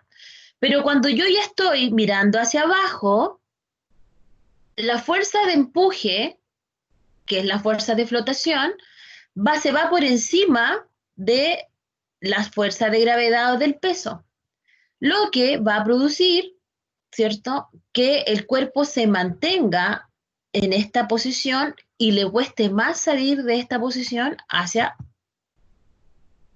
arriba, ¿ya? ¿Para qué me sirve esto? Si yo quiero propiciar los movimientos de lateralidad en el agua, voy a trabajar con mi paciente mirando hacia arriba. Pero si yo quiero propiciar ejercicios, ¿cierto?, donde aumente el peso, ¿cierto?, y que no se salga del agua, obviamente no necesariamente tiene que tener la cabeza dentro del agua, ¿cierto? Entonces voy a propiciar el trabajo con el paciente o los brazos o las extremidades hacia el agua, es decir, hacia abajo, no hacia arriba, ¿ya? Esto nos va a producir, ¿cierto?, que cada uno de los ejercicios que hagamos tome cierta posición que va a estar de acuerdo a las características y necesidades del trabajo que yo quiero hacer con mi paciente. Por ejemplo, si yo quiero trabajar mayor cantidad que haga mayor esfuerzo, la cantidad de agua debe ser mayor, ¿cierto?, o tiene que tapar la mayor cantidad de mi cuerpo, porque la cantidad de agua que digamos que voy a extravasar, me va a producir una fuerza de flotación o de resistencia que va a ser mayor que si el agua está cada vez más abajo de mi cuerpo. Entonces, si yo quiero propiciar que se mueva más, trabajo con menos agua. Pero si yo quiero o pretendo fortalecer y trabajar la musculatura en general, ¿cierto? En general, equilibrar la musculatura, entonces yo trabajo con mayor cantidad de agua. Si yo quiero proteger a este paciente y quiero propiciar el movimiento más que la fuerza, no trabajo en la verticalidad, sino que voy trabajando más en planos oblicuos o en planos hacia la horizontal. Muy bien. Entonces, la flotación nos da la sensación de que se pierde peso. ¿Bien? Entonces, entre más oblicuo y más cercano a la verticalidad, la sensación de pérdida de peso va a ser directamente proporcional, ¿cierto?, al empuje o a la cantidad de agua que yo desplace. Pero si yo me pongo en la horizontalidad, ¿cierto?, se igualan estas dos fuerzas, ¿cierto?, y voy a tener mayor libertad de movimiento, ¿ok?, pero la cantidad de agua que yo desplazo va a ser menor, por lo tanto, la cantidad de trabajo que voy a hacer también va a ser menor. Bien, ¿cuáles son las reglas de sumersión? Es decir, ¿cuánto es lo que cuál es el agua que voy a desplazar de acuerdo a la cantidad de carga que yo le quiero dar a mi paciente? Si yo dejo el cuello afuera, tengo el agua hasta el cuello, yo les contaba, mi sensación de peso es del 8%. Si yo pongo el agua hasta la zona sifoidea, ¿cierto?, la cantidad en hombres es casi un 30% y en mujeres sobre un 35%, es decir, la mujer da la sensación que tuviera mayor cantidad de peso si trabajo con menos agua. Y si voy hasta la zona de la espina ilíaca superior, ¿cierto?, en el hombre el porcentaje va a ser de 54 y en las mujeres va a ser menor. ¿Por qué ocurre esto? Porque el centro de gravedad o el centro, ¿cierto?, de gravedad en inversión del hombre y de la mujer son diferentes. En el hombre es más alto y en la mujer es más bajo. ¿Ok? Entonces la igualación es diferente. Muy bien. Entonces, de nuevo, quiero trabajar. Mis objetivos son el trabajo más bien de fortalecimiento, estabilización de musculatura, el trabajar el par de fuerza, equilibrio con coordinación, más trabajo muscular, más agua. Pero si yo quiero trabajar más movimiento, flexibilizar, menos agua, ¿ya? Si quiero trabajar ambas, trabajo en las oblicuidades o también puedo trabajar en la vertical. ¿Qué más? ¿Qué nos da la flotabilidad? Bueno, el tejido óseo, obviamente el tejido muscular. Si yo estoy con los pulmones llenos o si estoy con los pulmones vacíos, ¿ya? Cuando estoy con los pulmones llenos, la flotabilidad es mayor. Si estoy con los pulmones vacíos, la flotabilidad es menor. ¿Cuáles son las fuerzas con las que yo como kine voy a trabajar en este trabajo de inmersión? ¿Ok? En estos dos dibujitos vamos a observar las fuerzas, ¿ya? Este triángulo va hacia su lado izquierdo de la pantalla, ¿cierto? Y cuando yo voy en la vertical, pensando que esta es una persona, vamos a suponer que esta es una persona, esta es la cabeza, ¿cierto? Y va caminando por la piscina, solo caminando, tratando de desplazarse en la vertical, ¿ok? Miren, la cantidad de fuerza que yo estoy tratando de vencer, ¿cierto?, es mucho mayor si yo me enfrento de manera frontal, ¿cierto? Y se divide en muchos vectores, en 1, 2, 3, 4, 5, 6, para hacer frente a un solo movimiento que yo estoy intentando hacer. ¿Ok? Entonces, a mayor superficie en la zona frontal, ¿cierto?, voy a tener muchos vectores que van a estar resistiendo a una sola fuerza de movimiento que se va a ir produciendo, ¿ya? Esta fuerza frontal genera aparte unas fuerzas por lateral que le vamos a llamar fuerzas de succión y fuerzas de cohesión, ¿ya? Las fuerzas frontales lo que pretenden es que tú no te muevas, por lo tanto vamos a hablar, entre más fuerzas o vectores pequeñitos de fuerzas de frontal tenemos, 1, 2, 3, 4, 5, mayor será la fuerza de cohesión. Fuerza de cohesión, ¿ya? Pero entre mayor cantidad de movimiento yo logre, se va a producir acá un gran desplazamiento de agua que va a ir por lateral y más encima se va a producir una fuerza que se llama fuerza de succión. Es decir, una fuerza que también va a impedir que yo me desplace. ¿Ok?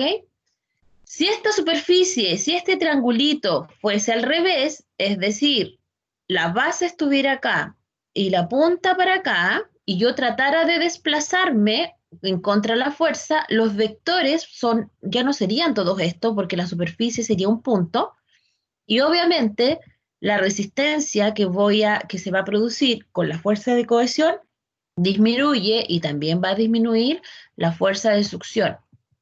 Y esto, ¿cierto?, nos hace pensar en un barco, en un submarino, en los peces, ¿cierto? ¿Por qué? Porque son hidrodinámicos. Permiten movilizarse con menos gasto de energía porque la fuerza con que entran al agua, la superficie con la que hacen frente a las fuerzas naturales del agua, ¿cierto?, es menor. Entonces, ¿por qué le estoy contando esto? Si yo quiero trabajar mayor cantidad de fuerza, potencia, resistencia en mi paciente, tengo que aumentar la superficie de exposición. Si por el contrario, yo quiero que se movilice más, que se flexibilice, disminuyo, ¿cierto?, la superficie de movimiento. Ahora, ¿cómo lo regulamos? Vamos de nuevo al monito. Disminuyo la fuerza de superficie. La cantidad de fuerza de cohesión va a disminuir porque la fuerza frontal va a ser menor. Por lo tanto, las fuerzas de succión también van a disminuir. Mi capacidad de movimiento va a ser mucho mayor. ¿Sí? Ahora, lo mismo que hablábamos antes. Una gran fuerza de superficie, perdón, una gran superficie de contacto, mayor vectores frontales, mayor fuerza de cohesión, mayor turbulencia o, digamos, agua que yo voy a estar, ¿cierto?, desplazando. Por lo tanto, el movimiento se hace con mayor resistencia y va a ser más difícil, tal vez incluso va a ser menor. ¿Ya? Cuando ocurre esto, ¿cierto?, con gran turbulencia, la cantidad de resistencia incluso puede ser 4 veces mayor que la velocidad.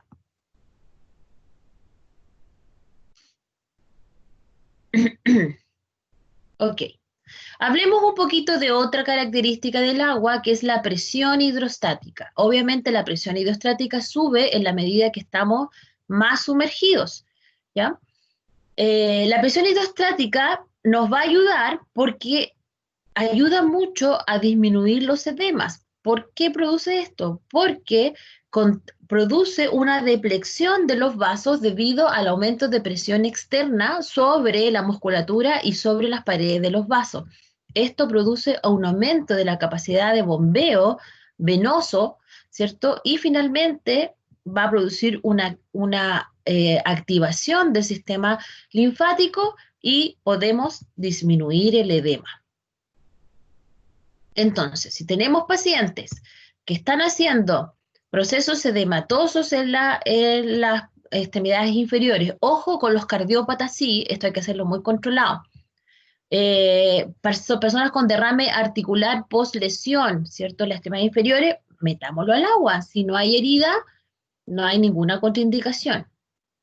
Entonces, de acuerdo a lo que conversamos, ¿cuáles son las ventajas de la terapia por inversión? Puedo ocupar muchas técnicas de acuerdo a la resistencia, a las cualidades, las necesidades y los objetivos de la sesión que yo voy a hacer.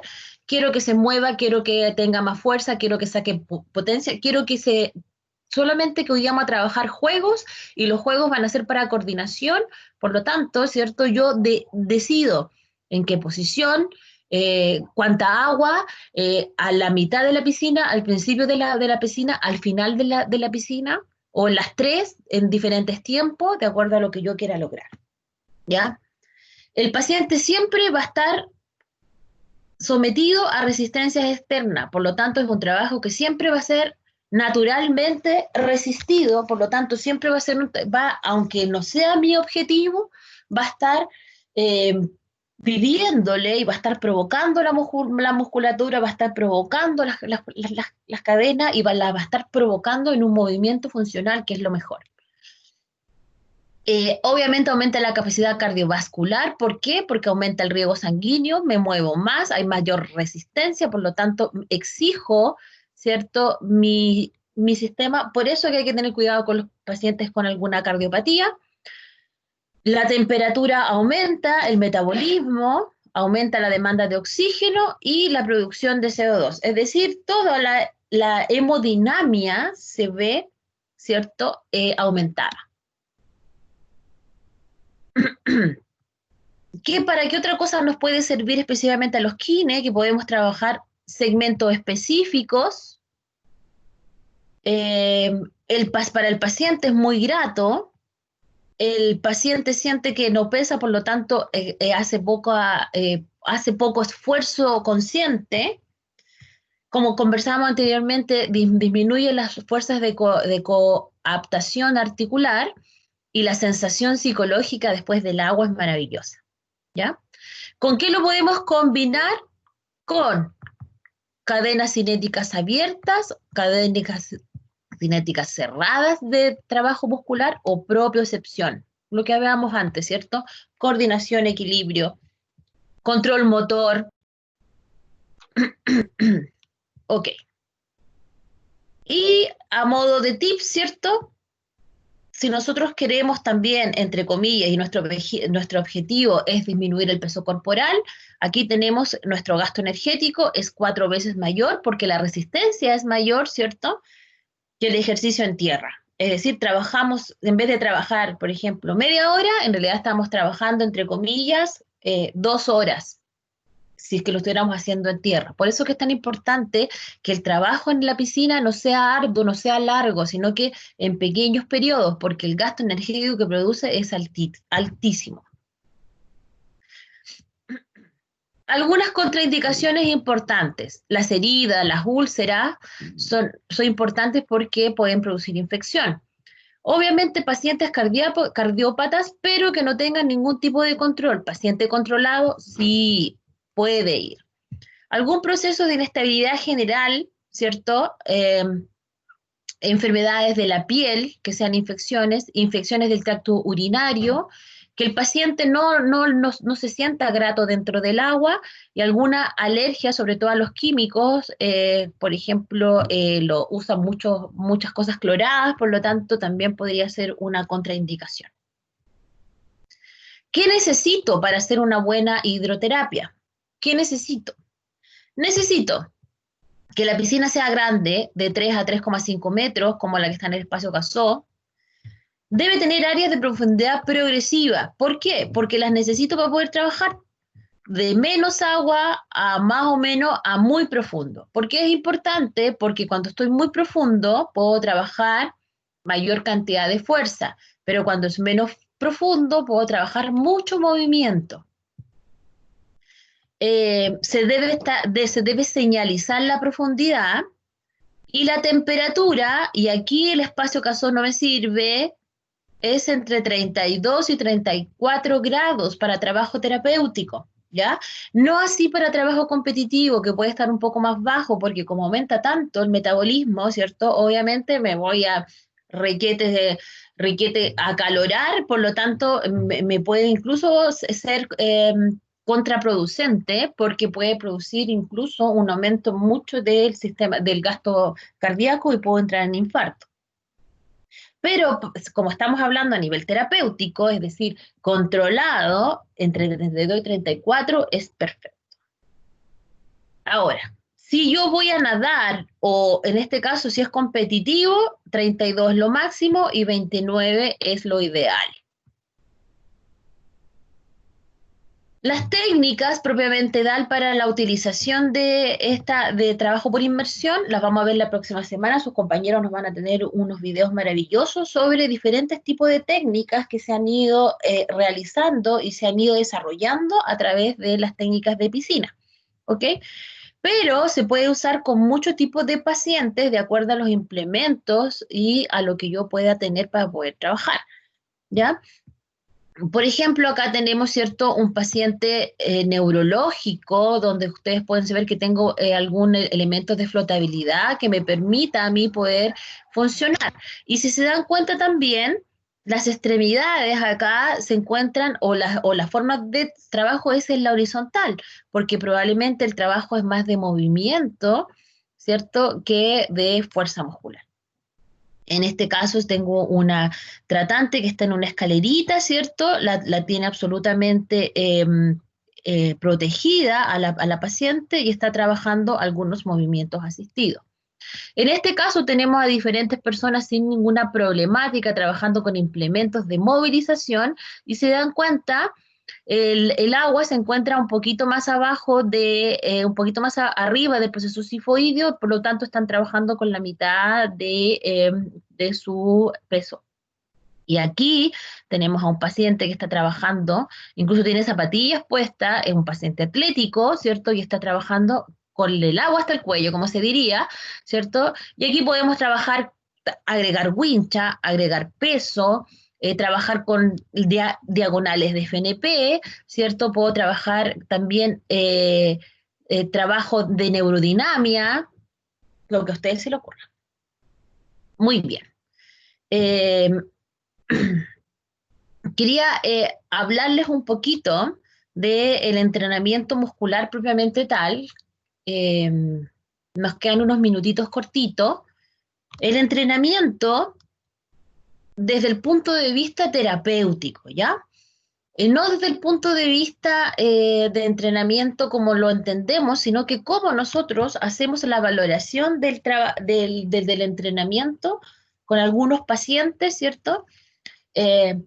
Cuando estamos en la última etapa de tratamiento, que es donde estamos empezando ahora a trabajar, ¿ya? Lo primero y lo más importante es que nosotros vamos a pretender que el rendimiento muscular se parezca, o sea, lo más parecido posible a lo que el paciente perdió, ¿ya? Es decir, lo que el paciente en algún minuto tuvo y hoy ya no tiene, rendimiento muscular. Para eso ¿qué tengo que valorar o qué tengo que ya haber tenido en claro? ¿Cuáles son los músculos que están implicados en la lesión o alteración? ¿Cuál es el nivel de actividad que tiene este paciente en su vida?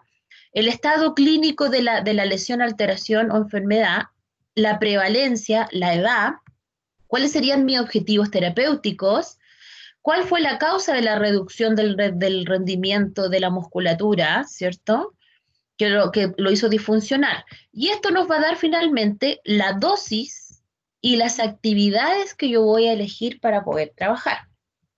Entonces, ¿quién es el que ajusta el entrenamiento? El kinesiólogo. ¿Y cómo lo ajusta? Según las necesidades del paciente. ¿Cómo logró saber las necesidades del paciente? Con lo que conversamos anteriormente. Bien.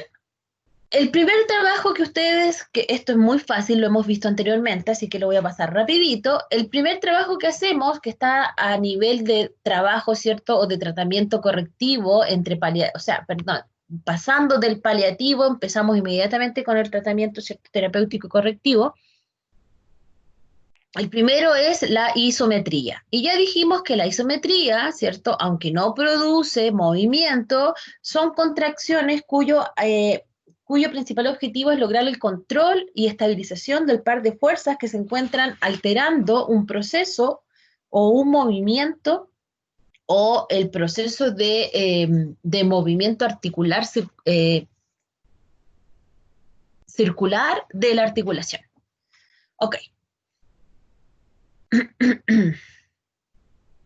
El entrenamiento isométrico es la base o es lo primero que yo hago antes de hacer un entrenamiento de movimiento o que sea dinámico, ¿ya? Los músculos que se ven más beneficiados por la isometría son los músculos posturales, es decir, los músculos que se encuentran en la espalda, ¿ya? Cuando yo realizo el ejercicio isométrico, cuando por alguna alteración articular está contraindicado el movimiento propiamente tal, ¿cierto? O todavía la articulación no está preparada para producir el movimiento. Si yo tengo una inmovilización porque tuve una fractura, es importante el ejercicio isométrico para el estímulo y mantención del movimiento articular. ¿Dónde está la articulación? ¡Pum! Acá, del movimiento articular.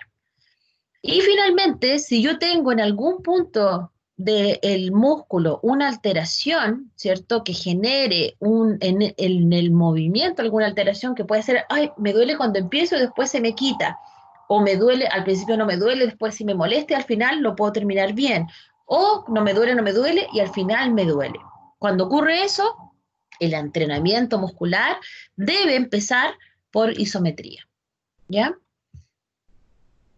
¿Dónde podemos encontrar ejercicios isométricos? FNP nos enseña isometría, ¿cierto? Su objetivo es mejorar la estabilidad, como conversábamos anteriormente, sobre todo si hay una porción débil del músculo dentro del ROM.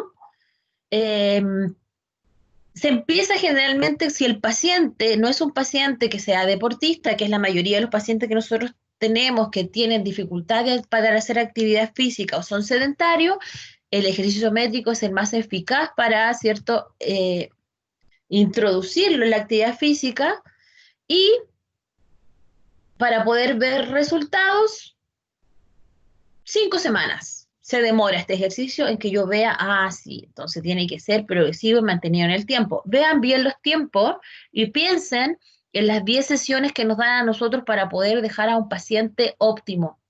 En las 5 primeras semanas de entrenamiento, yo no logro ni siquiera llegar acá con 10 sesiones. Es muy difícil. Al menos que el paciente vaya exclusivamente por esto. Ok. ¿De qué depende el ejercicio isométrico? Del ángulo articular, de los programas, múltiples ángulos, ¿cierto? Lo que yo trabaje. Puedo trabajar desde la mínima longitud hasta la longitud máxima en reposo, es decir, puedo trabajarlo al principio del movimiento o al final del movimiento, dependiendo de dónde esté la problemática. Generalmente se genera una contracción máxima, lo que genera después una relajación máxima y finalmente un reclutamiento superior de fibras o de unidades motrices. ¿Cómo lo voy a hacer ahora? El ejercicio isométrico se hace en diferentes grados y se va cambiando de acuerdo a las necesidades del paciente. Entonces, por ejemplo, en flexión de bíceps voy a empezar con 180 o con 0, después voy a estar en 20 grados, después en 40, después en 60, llego a los 90 y finalmente termino en hiperextensión, si es que la tengo, ¿cierto?, de codo. Puedo empezar otra vez aquí y me devuelvo, o me devuelvo, ¿cierto?, en relajación y vuelvo de nuevo a producir el trabajo. Como es isometría y es máxima contracción, máxima relajación, stretching, ¿cierto? Se mantiene mínimo por 6 segundos, ya lo dijimos, ¿cierto? Si el paciente está más adecuado al entrenamiento, 15, y si el paciente es deportista, 30, o si no, no funciona, ¿ya? Se demora más en reclutar. Y son diarias, se hace diariamente. ¿Para qué me sirve el ejercicio isométrico? Aumenta las contracciones submáximas repetitivas, por lo tanto se genera un aumento de la capacidad de reclutamiento de fibras, ¿cierto?, de manera progresiva. Son ejercicios que también tienen que ver con el control motor, por lo tanto se produce una reeducación motriz, prepara al paciente para ejercicios un poco más fuertes y mejora el trofismo y la circulación de la zona. ¿Cuándo no debo hacerlo? Pacientes con hipertensión o con cardiopatía diagnosticada por el aumento de la presión interna. Si el paciente durante el trabajo aumenta la presión, dice que se siente mal, que se marea, también se suspende. ¿Ya? Este es un ejercicio que no produce valsalva, por lo tanto hay que tener cuidado, ¿cierto?, cuando yo lo hago en zonas donde haya alteraciones de espacio. Si yo hago contracciones repetidas y mantenidas menos de los 6 segundos, también está contraindicado porque puede producir problemáticas de fatigabilidad. Después que hacemos la isometría o el trabajo estático, viene el trabajo dinámico o la contracción, que en este caso es isotónica. La contracción isotónica puede ser de dos tipos, que es concéntrica, que es cuando se acercan los puntos de inserción de la musculatura, y excéntrica, que es cuando los puntos de inserción, ¿cierto?, se alejan. Los músculos de la concéntrica se acortan y los músculos de la excéntrica, ¿cierto?, en el fondo lo que hacen es, se alargan, ¿cierto?, y se produce también un desaceleramiento del movimiento articular. Esta contracción isotónica es en movimiento y a lo largo del ROM, por lo tanto, por eso se llama dinámica, porque produce movimiento.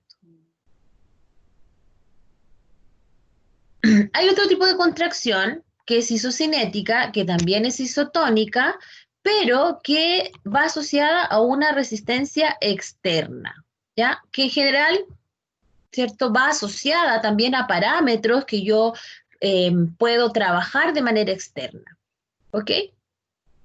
Bien. El ejercicio dinámico, entonces, que es lo que estábamos conversando, tiene diferentes variedades, modos, postura y dosificación. Por ejemplo, los aparatos isocinéticos que conversábamos anteriormente, que son los aparatajes de marcha, los aparatajes de fuerza, donde yo voy a través de un computador, digo cuánta fuerza, cuánto rango, por cuánto tiempo. El propio peso del cuerpo me sirve, cintas como las TheraBand, pesas, poleas, máquinas de pesas y también está la resistencia del terapeuta. El problema del ejercicio isocinético, que es muy caro, ¿cierto? Vamos a ver, signo peso, es muy caro, se necesita de espacios que sean especiales, generalmente no permite mucha variabilidad, pero si yo tengo todo lo que antes tenía, ¿cierto? Si tengo el espacio, si tengo la máquina, obviamente lo voy a poder ocupar para poder empezar un tratamiento mucho más controlado de tipo dinámico. Controlamos todo, ¿ya? ¿Por qué el ejercicio isocinético puede ser bueno? Porque activa mayor cantidad de fibras musculares de manera más homogénea por un tiempo mucho más largo, acomoda la capacidad cambiante del paciente durante el ROM, permite entrenamiento a velocidades distintas y aumenta las actividades funcionales. Y los inconvenientes, lo que yo le contaba, muy caro, requiere de que la persona sepa cómo funciona el software, cómo funciona la máquina. El entrenamiento se puede realizar en un solo plano y no trabaja en planos oblicuos, y se hace en cadena cinética abierta con poco o nada de estabilidad articular. Así que lo puedo ocupar al final del tratamiento. Ahora, cuando tengo un tratamiento o trabajo dinámico con máquinas de pesas, que son las que habían en INACAP. Bueno, funcionan aislando un grupo muscular específico, en este caso la máquina de cuádriceps, por ejemplo. Puedo poner las pesas que yo quiera de manera progresiva. Se puede acomodar también a un sistema de poleas, generando, ¿cierto?, una mayor cantidad de peso externo para poder realizar un esfuerzo, la sensación de esfuerzo menor, y son seguras porque estabilizan el trabajo del paciente. También es cadena cinética abierta, por lo tanto también no requiere de un control articular muy grande, así que también lo hago al final del trabajo. Cuando hago entrenamiento con pesas libres, ¿qué tengo para hacer esto? Todo lo que ustedes reconocen, bandas elásticas, tubos, mancuernas, barras, discos. Los movimientos se hacen en más de un plano, por lo tanto es muy bueno si es que yo requiero trabajar planos oblicuos o diagonales. El entrenamiento permite mayor cantidad de, aumentar, ¿cierto?, la resistencia, y puede variar en un lado con respecto al otro. y tiene también mucho control motor y de equilibrio. Hoy. Y me dio la sensación que me faltó una diapositiva.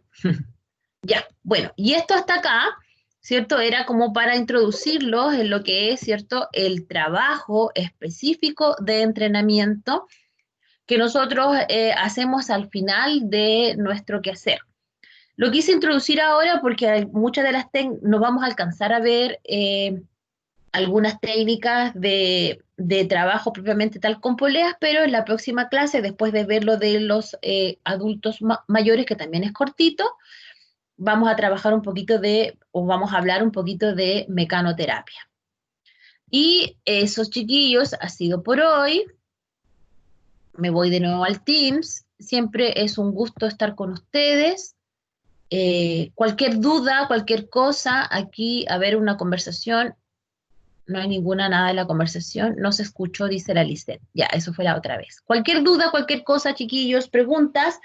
Estoy pasando las notas de proceso al Excel, pero estoy terminando primero las de INIC, o sea, perdón, las de evaluación, porque terminamos esta semana, así que ya se las tengo listas. A ustedes recién voy a empezar a hacérselas, pero nosotros terminamos la próxima semana, así que podemos esperar un poquito.